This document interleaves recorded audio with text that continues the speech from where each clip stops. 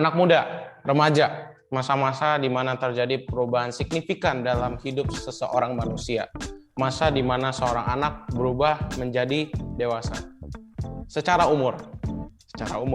Jadi terjadi perubahan-perubahan seperti perubahan fisik dan secara emosi, makin gelisah, khawatir. Jadi beberapa waktu lalu kami sempat mengobrol dengan pakarnya, beliau bernama Kopindi Kisata. Beliau akan mengajarkan kita anak muda bagaimana cara kita mengontrol emosi, fisik, mental, dan lain-lain segala macam supaya kita menjadi dewasa. Oke, tanpa berlama-lama lagi kita langsung aja simak obrolan mereka. Oke, jadi kita langsung masuk aja ke topik kita pada hari ini, yaitu menjadi dewasa berdasarkan prinsip Dhamma, Kopindi. Ya, jadi sebelum aku kulik lebih dalam nih kok, mungkin Kopindi bisa menjelaskan terlebih dahulu kenapa Kopindi memilih topik ini dan latar belakangnya seperti itu, Kopindi. Ini kan berawal dari pertanyaan di ini ya, panitia ya, pemuda-pemudi banyak bermasalah dengan pengelolaan emosi, perasaan, mental gitu kan. Jadi saja soal baper gitu toh. Iya, betul. Jadi saya pikir mungkin pemuda itu juga udah antara remaja mau menjadi dewasa, ya kan? Itu betul, di in between ya, sedang mencari jati dirinya ya. Jadi sebenarnya ya di dalam Dhamma memang kita juga bisa mempelajari bagaimana tuh kita bisa dewasa sebenarnya. Jadi secara mental, perasaan itu sebenarnya dalam kita bisa tumbuh lebih matang. Kalau misalnya kita lihat ada kata-kata dewa, kita cenderung berpikir mengenai orangnya udah tua, usianya udah lanjut, anaknya udah ada, sudah menikah, atau dia punya posisi tinggi, atau dia kayak itu, itu orang dewasa tuh. Sebaliknya kalau anak muda umurnya masih kecil atau belum punya apa, itu mah belum dewasa. Nah, ini sudut pandang berbeda antara duniawi sama Dhamma. Karena kalau kita mengamati lebih jauh bahwa sebenarnya hal-hal tersebut juga mencerminkan seseorang itu sudah dewasa kalau usianya sudah lebih tua dari kita. Atau mungkin seperti saya, rambutnya lebih putih pasti dia lebih dewasa. Ya belum tentu. Lebih tua ya pasti, tapi lebih dewasa belum tentu. Gitu. Nah, penting sekali anak muda untuk memahami bagaimana tuh dewasa itu seperti apa. Apalagi yang secara Dhamma ya. Sehingga lebih matang dan lebih siap menghadapi persoalan-persoalan dalam kehidupan kita. Terus sebabnya saya mengambil topik ini supaya menjadi bekal lah untuk pemuda-pemuda. Masuk dewasa ya dalam Dhamma. Dan kalau masuk dewasa dalam Dhamma, tentu dalam kehidupan yang sebenarnya ya udah pasti dianggap dewasa. Oke, itu sudah pasti. Ya, oke, Kak. Jadi guys, Kopindi sudah menjabarkan kira-kira mengapa kami dari pihak Sama Kidam dan juga Kopindi ingin kami memilih topik ini karena untuk menjawab beberapa pertanyaan-pertanyaan, keresahan-keresahan di dalam masa muda, begitu Kopindi ya. Jadi kami di sini memiliki misi untuk bahwa yang menonton video ini, setelah menonton ini langsung harapannya jadi tuntas gitu masalahnya ya, Kopindi ya. Oke. Oke, Kopindi. Ya, jadi mungkin tadi langsung aku sempat tidak lah, tapi minimum punya peta. Ya, Kopindi. Ya, oke. Lebih Kopindi ngerti lah maksudnya. Harus begini. Siap. Oke, jadi kok tadi aku sempat mendengar Kopindi menyinggung soal bahwa kalau dilihat dari secara fisik yang rambut putih, ini dewasa yang sudah punya posisi tinggi, yang sudah punya anak, menikah sebagai kepala rumah tangga. Tetapi kalau anak muda yang dilihatnya masih kepala 2, kepala 1, ya ini masih tahap untuk menuju ke sana lah. Menurut Kopindi, menjadi dewasa itu harus udah mulai memikirkan seperti itu tuh di jangka umur berapa sih kok? Maksudnya di fase bagaimana sih kok? untuk menjadi dewasa itu kok? Ya kalau secara umumnya orang kalau kita bilang sebelum puber itu masa anak-anak lah, Hmm, sebelum puber. hmm, Setelah puber menuju 12 itu kita bilang remaja, mau menuju dewasa. Setelah umur 20-an, 21 khususnya itu biasanya dia sudah dewasa dan bisa bertanggung jawab pada dirinya sendiri. Dewasa secara umur, ya dianggap sudah bisa lah untuk mandiri. Namun kalau pertanyaannya adalah sejak kapan kita harus memikirkan nih jadi orang dewasa? Ya seharusnya semakin dini semakin baik karena ini berhubungan dengan kesadaran. Oke. Kalau anak-anak bersikap anak-anak ya wajar. Hmm, Kalau remaja ya wajar juga. Yang hmm. enggak wajar kan kalau udah dewasa masih bersikap kayak anak-anak. Itu yang Betul, agak aneh. betul. Nah, cuman karena kita secara dhamma kita tahu bahwa karma masa lampaunya, kepribadian mereka, pengalaman-pengalaman masa lampaunya, tingkat kedewasaan seseorang pasti berbeda-beda.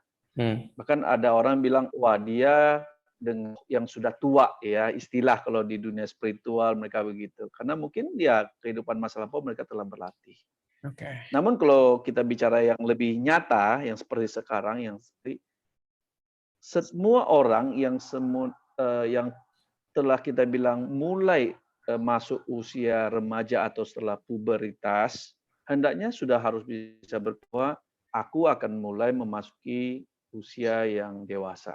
Sekarang aku masih remaja, dianggap pemuda, tapi saya juga harus mulai berpikiran dewasa.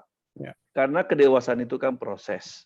betul, betul. Jadi semakin kita bisa mulai kesadaran bahwa saya ini udah mulai dewasa loh, maka akan muncul satu pengawasan pada diri sendiri untuk berhati-hati dalam bersikap. Untuk mulai memiliki kesadaran bahwa, aku ini punya tanggung jawab loh. Kita mulai sadar saya ini siapa, bagaimana saya harus bersikap, apa yang harus saya lakukan sekarang untuk mempersiapkan masa depan saya. Nah, harus startnya seperti itu. Hmm, Sehingga arah kita akan menjadi lebih baik akan datang. Saya kira sih demikian kalau mulai sejak kapan ya berpikir. oke, oke, Kopinti. Ya, terima kasih. Berarti untuk mulainya sejak kapan berarti semakin dini semakin bagus karena ini berbicara tentang kesadaran, begitu ya Kopinti ya. Karena bagaimana, Ya, ya, oke, oke Kopinti. Jadi selanjutnya nih Kopinti, aku mau ngebahas soal judgment, mengambil keputusan Kopinti dalam sesuatu. Mungkin kita dihadang misalkan di dalam dunia persekolahan, mungkin kita udah mau menuju ke karir gitu ya, kan banyak tuh pilihan-pilihan, putusan-putusan yang harus kita ambil. Nah, mungkin Kopindi bisa memberikan tanggapan bagaimana dewasa ini sangat impactful terhadap itu Kopindi dan kenapa sepenting itu dewasa di dalam situasi seperti itu Kopindi. Mungkin tidak harus di situasi seperti itu. Contohnya bisa banyak sekali. Maksudnya menurut Kopindi kenapa nih dewasa ini sangat impactful banget nih terhadap judgement-judgement yang bisa mengubah hidup kita. Bagaimana Kopindi? oh oke. Dewasa itu kan sebenarnya kita bisa adalah cara berpikir, mentalitas. Ya. Mentalitas. Kalau kita udah masuk dunia karir, dunia kerja, atau dunia entrepreneurship, di mana kita sudah memiliki namanya tanggung jawab. Dewasa juga artinya kan kita sudah memiliki tanggung jawab, kita memahami bahwa setiap perbuatan kita ada konsekuensinya. Hmm. Artinya, keputusan kita pasti ada impact-nya, baik plus maupun minusnya. Jadi kalau misalnya berapa pengaruh judgement kita terhadap kedewasaan, semakin kita dewasa cara berpikirnya, tentu cara kita membuat keputusan akan lebih baik ketimbang kita masih anak-anak. Karena kita lebih mulai berpikir manfaatnya, azas manfaatnya, impact-nya ke kita di masa yang akan datang dengan keputusan ini. Kita kasih contoh anak-anak. Anak-anak dia tidak akan buat keputusan suatu kebijaksanaan atau suatu azas manfaat, tapi hanya berasa suka dan tidak suka. Egonya ya, Kopindi ya. Apakah kalau itu merugikan dia, dia tidak tahu. Yang penting dia senang. Anak-anak misalnya nggak mau peduli, misalnya apakah orang tuanya mampu tidak mampu, kesulitan dalam ekonomi. Dia Hmm. bisa aja merengek-rengek beli PlayStation, Ya. handphonenya mesti yang baru, ya Ya. kan? Ya. Apalagi anak remaja yang mulai pacaran, yang Ya. ingin memperlihatkan bahwa dia lebih sukses, show off ke pasangannya dan segala macam, padahal dia sendiri tidak menghasilkan, dia tidak memiliki satu pendapatan, tapi yang dia ingin dibebankan kepada orang tua. Nah, orang tuanya misalnya menolak, wah dia akan bela dan segala macam. Dia nggak mau mengambil tanggung jawab bahwa kalau kamu menginginkan sesuatu, kamulah yang harus berusaha untuk itu. Terlepas apakah dia ingin show off atau ingin menunjukkan, itu pun persoalan yang berbeda ya. Ya. Dari siapa yang harus mewujudkan keinginan dia aja udah menunjukkan bahwa dia tidak dewasa. Karena yang disebut dewasa adalah kalau kamu itu menginginkan sesuatu, memang ini terlepas benar atau salah dulu ya. Pertama, orang yang paling bertanggung jawab untuk memenuhi itu adalah kamu. Bukan orang tua kamu, bukan teman kamu, bukan pasangan kamu. Yaitu kamu yang harus bertanggung jawab. Kalau Anda lebih dewasa lagi, Anda akan berpikir, haruskah aku mewujudkan keinginan ini? Gunanya buat apa? Lebih banyak untungnya apa ruginya? Manfaatnya ada atau tidak? Ya. Nah, ini semakin dalam kita berpikir, setiap keputusan kita akan lebih bijaksana. Sehingga tidak lagi kita buat keputusan perasaan kita. Nah, ini akan sangat penting pada saat Anda milih pasangan. Orang akan milih pasangan yang karena dia ganteng, karena dia sangat cinta, ya itu beberapa parameter aja, kaya, tapi orang tidak berpikir apakah karakternya bisa diandalkan. Apakah orang ini serius? Ya. Apakah ini bisa jadi pasangan partnership saya di masa depan? Ya. Nah, semakin kita dewasa, kita akan berpikir berbeda. Banyak sekali contoh-contoh yang sangat bermanfaat kalau kita berpikir dewasa, apalagi secara dhamma. Apa itu dhamma? Dhamma dijelaskan adalah harfiahnya kebenaran, kenyataan. Nah, kalau kita misalnya secara dhamma kita melihat kenyataan, ini pasangan saya, kita cowok suka cewek yang cantik. Secara dhamma, oh dia memang cantik, tapi sifatnya sebenarnya buruk sekali. Lah perasaan kita suka, tapi secara dhamma kita tahu kenyataannya ini tidak menjadi pasangan kita. Nah, kalau kita dewasa, kita bisa mengakuinya. Ya, saya memiliki rasa suka sama dia, tapi saya tidak bisa bersama dia. Sehingga kita bisa memisahkan antara perasaan kita dan kesadaran kita. Nah, itu membuat hidup kita lebih baik. Ketimbang nanti sudah sama dia, rupanya, wah, penderitaannya bisa lama sekali. Apalagi cewek memilih cowok. Wah, ini cowok ini ganteng loh, naik motor, keren banget nih. Brem-brem, begitu kan. Wah, tapi dia tidak pernah bertanggung jawab. Dia adalah seorang pergi, dia suka berpetualangan, ya. Cewek-cewek kan suka bad boy, very bad misalnya. Kita berharap, wah nanti dia sama saya, dia bisa berubah. Kenyataannya kan tidak semudah. Akhirnya yang ada air mata segala macam. Untungnya apa? Ya untungnya besar sekali, apalagi di karir. Ya, lagi di karir, wah itu bisa melejit terus. Kenapa? Setiap tindakan kita bermanfaat. Kalau kerja, bos pun senang. Karena kita masuk kantor nggak mut-mutan. Kita masuk kantor, oh saya mau kerja. The best ya, untuk bekerja yang terbaik. Kalau kita bisnis, kita akan sangat matang. Mana yang harus diinvestasi, ini ada untung, untungnya jangan dipakai buat beli mobil yang mewah, pakai yang biasa aja, naik motor dulu, uangnya saya investasikan, kira seperti itu. Oke, Kopindi. Terima kasih banget. Sepertinya apa yang Kopindi singgung barusan itu udah sangat jelas sekali ya, Kopindi. Tadi mungkin untuk aku recap, tadi Kopindi singgung soal awareness, kesadaran kita, kemudian the way we think, cara berpikir kita, dan bagaimana dewasa itu bisa menjadi sangat impactful terhadap hidup kita, Kopindi. Terus aku mau lanjut, mau mengerucutkan ke sesuatu yang sempat tadi Kopindi disinggung, yaitu terkait judgement yang secara emosional dan secara rasional.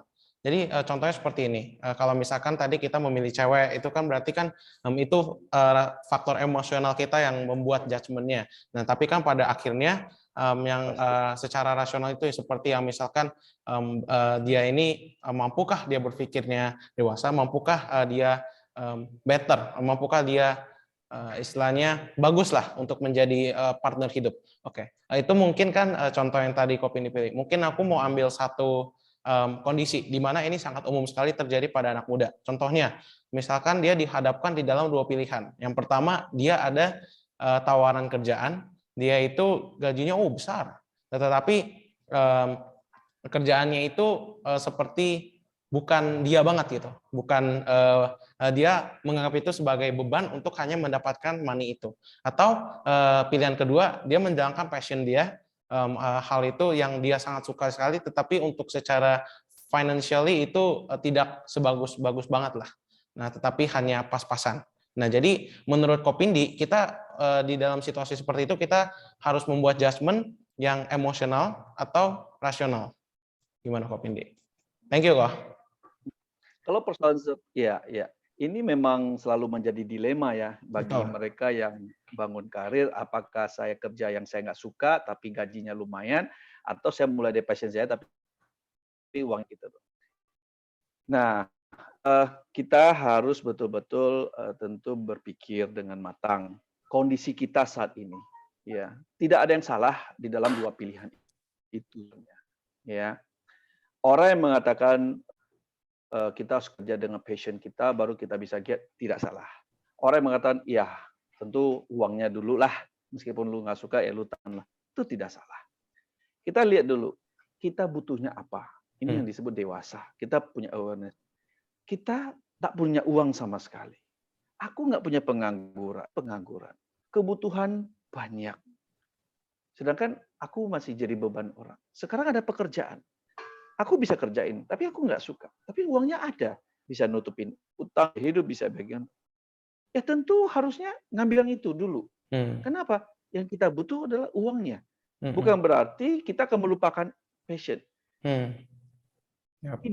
Tidak jarang apa yang awalnya kita tidak suka, itu lama-lama kita bisa suka loh. Itu sering. Benar, sering banget. Jangankan soal pekerjaan, wanita yang Anda berantem tiap hari aja akhirnya jadi istri Anda.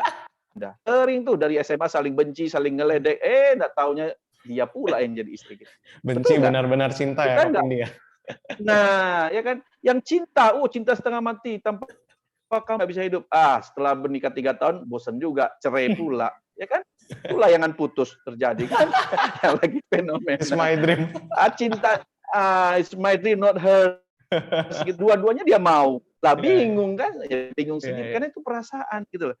Nah, ya mau gimana? Ya kan? Tapi ya memang sinetron demikian. Kok enggak kan orang nggak banyak nonton. Iya, that's true. Betul. Tapi kita kembali lagi ya, nanti malah cerita tentang sinetron. Nah, kita harus ngambil yang rasional dulu yang kita mau. Ini saya butuh. Nah, kalau misalnya kondisi aku nggak butuh keuangan sekarang, saya baik-baik saja ya, saya sudah punya tabungan, orang tua saya juga udah kasih saya banyak uang, celengan saya banyak, saya kayaknya juga nggak ada gaji, nggak ada pendapatan setahun 2 tahun, no problem. Daripada saya menderita, saya mulai dengan passion saya, ini hidup saya pengen hidup saya berarti, saya ngambil nih pekerjaan ini, sedikit pun nggak apa-apa lah. Bahkan kalau perlu rugi pun nggak apa-apa, orang itu passion saya. Karena saya tidak dalam kondisi yang bermasalah dalam keuangan. Jadi dia ngambil itu. Itu juga boleh. Kenapa? Ya memang dia tidak membutuhkan finansial. Atau kenapa dia harus bingung? Ya kalau dia butuh finansial, dia kerja sampai, setelah 3, 4, 5 tahun, uangnya udah cukup nih. Nah, saya nih mau mulai yang saya suka. Kan boleh juga. Betul. Jadi kita harus benar-benar matang dalam membuat decision, ya. Dengar kata hanya satu motivator, bekerjalah dengan passion Anda. Langsung ke situ. Atau ada motivator bilang, uang penting, uang dulu. Kerja bukan seperti itu. Kita harus kesadar, aku ini harus bagaimana. Cocok kondisiku sekarang bagaimana. Karena kan masa depan tidak ada yang tahu. Tapi kan yang saat ini Anda pasti sudah tahu kondisi Anda. Nah, jadi ipu-ipu lah ya. Jadi Akademi Selangkah. Nah, kita akan berproses di sana, ya seperti itu. Siap Kopindi. Berarti tadi kita udah ngomongin soal bahwa untuk mengambil decision atau judgment itu disesuaikan dengan kondisi kita dan bagaimana pinter-pinternya. Waktu itu Kopindi pernah sharing di tempat kami juga, Kopindi sangat meng-highlight kata pinter-pinter. Iya, aku masih ingat banget dengan tidak hanya pintar tapi pinter-pinter dalam mengambil decision. Oke, Kopindi. Jadi tadi kita udah ngomongin soal dewasa, bagaimana kita mengambil judgment secara emosional juga. Kemudian Kopindi, aku mau nekanin soal kondisi secara psikologi kok. Mungkin overthinking, gelisah, depresi, dan lain-lain segala macam. Itu menurut Kopindi bagaimana kita bisa keluar dari kondisi seperti itu, Kopindi? Dan bagaimana cara kita memanage-nya untuk gimana dengan dewasa ini bisa membantu kondisi tersebut. Silakan Kopindi. Ya, saat ini memang semakin kita di kota yang semakin besar, sebenarnya cenderung lebih depresi ketimbang di kota yang kecil ataupun di desa-desa. Karena mungkin ya bebannya juga, kompleksitas sosialnya juga lebih banyak ya. Betul.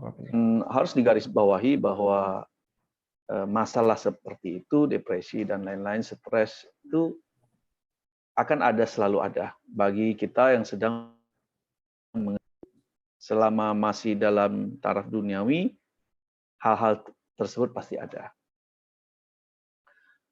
Hanya kita perlu tahu bahwa kalau satu yang menarik, ada orang belajar Dhamma dan berpikir kalau dia belajar Dhamma maka masalahnya tidak ada, selesai.